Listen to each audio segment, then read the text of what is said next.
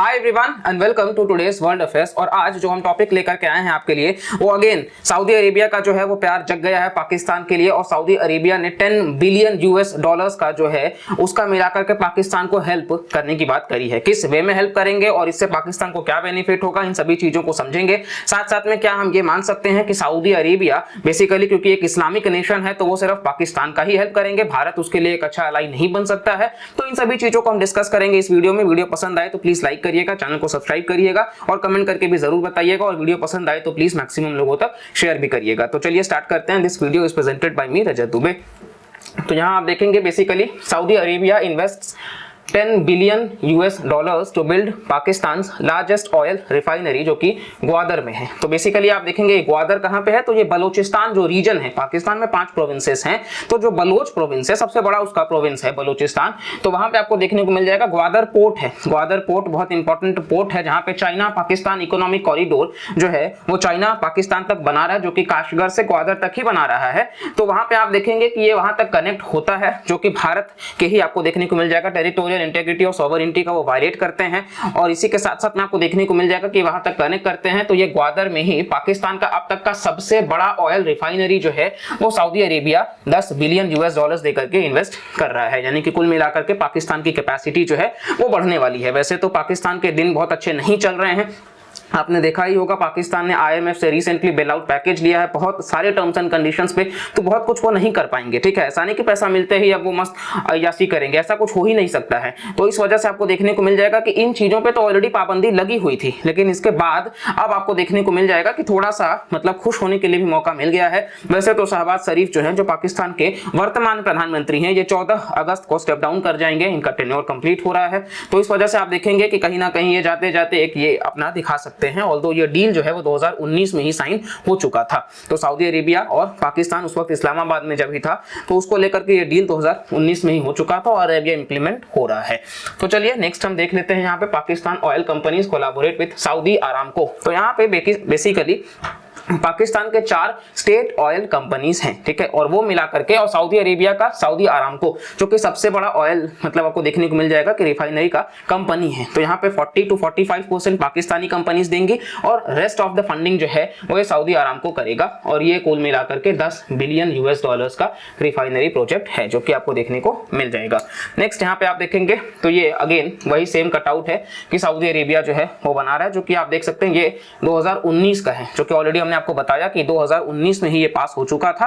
तो ये आपके सामने हमने ये प्रूफ दिखाया है। बेसिकली पाकिस्तान का जो डोमेस्टिक डिमांड है वो लगभग आज के टाइम पे 2023 में 33 मिलियन मेट्रिक टन आपको देखने को मिल जाएगा कि कहीं ना कहीं 33 मिलियन टन जो है उसका रिक्वायरमेंट है। और फिलहाल पाकिस्तान का प्रोडक्शन कितना है तो महज 11 मिलियन है, यानी कि 1/3 ही पाकिस्तान प्रोड्यूस कर पाता है।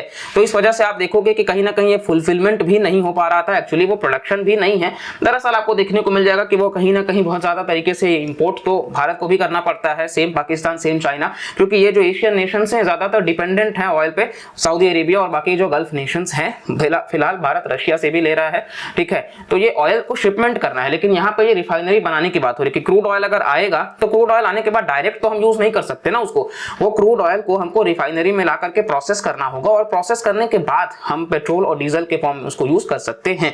तो ये रिफाइनरी उसी के लिए बनाया जा रहा है, यानी कि ये बनने से बेसिकली आप देखोगे 3 लाख बैरल पर डे जो है वो प्रोडक्शन किया जा सकता है, यानी कि मेगा बूस्ट मिल सकता है पाकिस्तान को। इसी के साथ साथ में बेसिकली आप देखेंगे तो कहीं ना कहीं शहबाज शरीफ जो है वो इस वक्त इन्होंने ये भी बताया, देखिए ये जो रीजन है ग्वादर बलूचिस्तान वाला प्रोविंस है, तो वहां पे हमने आपको बताया कि चाइना पाकिस्तान इकोनॉमिक कॉरिडोर बन रहा है। ऑलरेडी चाइना जो है वो 65 बिलियन यूएस डॉलर्स का इन्वेस्टमेंट कर रहा है। कैन यू इमेजिन, इस लेवल पे वो इन्वेस्टमेंट कर रहे हैं और उसके बावजूद वो प्रोजेक्ट आज एक फेल्ड प्रोजेक्ट है, क्योंकि वो प्रोजेक्ट सक्सेसफुल नहीं हो पा रहा है। जस्ट बिकॉज कि जो बलोच पर्सन है उनका ये कहना है कि भाई देखो यहाँ पे जो कंपनीज इन्वेस्ट करने आ रही है वो भी चाइनीज है, पैसा भी चाइना ही लगा रहा है और जो लोग हैं जो वर्कर्स हैं वो भी चाइनीज हैं। तो हमको बेनिफिट क्या है, जमीन तुम हमारा ले रहे हो, मिनरल्स तुम हमारा एक्सट्रैक्ट कर रहे हो और उल्टा नुकसान भी हमी को हो रहा है। तो इस वजह से वो नहीं चाहते कि ये प्रोजेक्ट बने। कई बार आप देखेंगे कि वो वर्कर्स जो है उनके ऊपर बम मतलब चला देते हैं। इस वजह से आपको देखने को मिल जाएगा कि जान मान की भी नुकसान हो जाती है। साथ साथ में वहां पे एक क्वेटा होटल है और उस क्वेटा होटल में जब चाइनीज एम्बेसडर रुके थे तब भी आपको देखने को मिल जाएगा कि बलोच पर्सन्स ने बॉम्बिंग किया था वहां पर। लिटरली वो बच गए थे। लेकिन कहीं ना कहीं ये बहुत बड़ा एक कंसर्न है सऊदी अरेबिया के लिए कि सिक्योरिटी कौन प्रोवाइड करेगा, क्योंकि आज के टाइम पे पाकिस्तान का जो हाल है तो टेररिस्ट आप देख ही रहे हैं, और कभी भी गुड और बैड टेररिस्ट नहीं होता है। तो इस वजह से सऊदी अरेबिया को ये एक थ्रेट है कि भाई सिक्योरिटी। तो शहबाज शरीफ ने पब्लिकली आकर के ये बोला भी कि सऊदी अरेबिया, यूएई, चाइना, ये वो नेशंस हैं जो मतलब कुछ सोचते नहीं है, अनकंडीशनल हेल्प प्रोवाइड करते हैं। तो जब ये अनकंडीशनल हेल्प प्रोवाइड कर रहे हैं, हमारी जिम्मेदारी बनती है कि हम इनको सुरक्षा प्रदान करें। तो अपने ओर से इन्होंने इन शब्दों का चयन किया है और इसी के साथ साथ में ये इनवाइट भी किए हैं सऊदी अरेबिया को।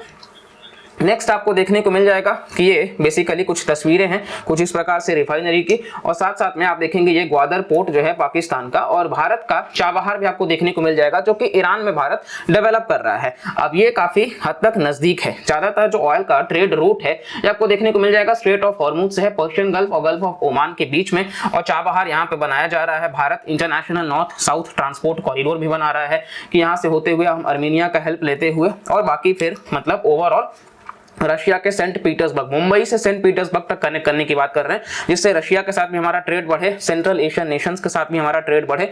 तो ये अपने आप में काफी हद तक नजदीक रहेगा। और इसी के साथ साथ में आप देखेंगे तो ओवरऑल ये आप देख सकते हैं किस प्रकार से straight of Hormuz, gulf of Oman और पर्शियन गल्फ, तो कहीं ना कहीं ये बहुत ही स्ट्रैटेजिक लोकेशन पर भी है। इस वजह से पाकिस्तान एज ऑब्वियसली वो अपने स्ट्रैटेजिक लोकेशन के लिए ही फंडिंग उसको मिल भी जाता है। ओवरऑल चाइना का जो है आप देखेंगे, चाइना का तो यही है कि मतलब ज्यादातर जो ट्रेड रूट होता है अब उनको इतना घूम के नहीं लाना पड़ेगा अपना ऑयल की वो यहाँ से स्ट्रेट ऑफ मलक्का होते हुए इस तरीके से और फिर वो चाइना में लेकर के आएंगे। वो ग्वादर पोर्ट का इस्तेमाल ही यहाँ से शॉर्टकट करेंगे कि वो फटाक से चाइना में लेकर के जा सके काशगर तक।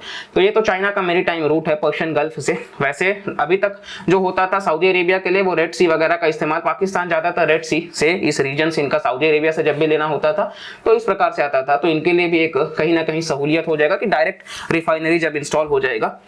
तो इस प्रकार से मतलब मोटे मोटे पॉइंट्स थे जो कि हमने इस वीडियो में डिस्कस किया है। तो ओवरऑल जैसा कि हमने स्टार्टिंग में बोला था, OIC आप देखोगे तो organisation of Islamic countries, Bharat उन 57 में से एक ऑब्जर्वर है, नेशन का मेंबर नहीं है लेकिन ऑब्जर्वर है। ऑल्दो इंडिया में सेकंड लार्जेस्ट मुस्लिम पॉपुलेशन है आफ्टर इंडोनेशिया। तो सऊदी अरेबिया को भी पता है, ऑल्दो सऊदी अरेबिया ने 6 मिलियन का पैकेज दिया, 2 बिलियन का पैकेज दिया US डॉलर्स के पैमाने में अगर हम देखें। तो इस प्रकार से जब वो फंडिंग लगातार दे रहे हैं, रिसेंटली पाकिस्तान को उन्होंने कैंसिल भी कर दिया था 1 बिलियन US डॉलर्स का डील, लेकिन कुल मिलाकर के ये है कि उनको भी पता है कि वो सारे एग्स सिंगल बास्केट में नहीं रख सकते हैं और इसीलिए वो डाइवर्सिफाई कर रहे हैं। आज के टाइम पे उनको पता है मिडिल ईस्ट में केओस किस प्रकार से है, वर्ल्ड लेवल पे केओस किस प्रकार से है, रशिया, यूक्रेन, US, चाइना, हर तरीके से टेंशंस जो हैं वो बढ़ रहे हैं। तो इसीलिए वो अपना एनर्जी सिक्योरिटी को भी डाइवर्सिफाई करना चाहते हैं और साथ साथ में अपना सिक्योरिटी वगैरह के लिए वो भारत पर भी निर्भर करते हैं। तो भारत के साथ भी रिलेशंस बहुत अच्छे हैं और धीरे धीरे ये रिलेशंस बढ़ते ही रहेंगे। ये तो एक व्यापार का कंटेक्स्ट है, लेकिन ओवरऑल इससे भारत को किसी भी प्रकार से हमको मतलब चिंता का विषय नहीं होना चाहिए। बाकी ये हमारा इस वीडियो से था। वीडियो अगर आपको पसंद आता है तो प्लीज लाइक करिएगा, चैनल को सब्सक्राइब करिएगा और कमेंट करके भी जरूर बताइएगा और मैक्सिमम लोगों तक शेयर करिएगा ताकि ज्यादा से ज्यादा लोगों तक हम पहुंच सके और अपने कंटेंट को आप तक पहुंचा सके। तो चलिए मिलते हैं अगले लेक्चर में, तब तक के लिए bye bye, take care and जय हिंद।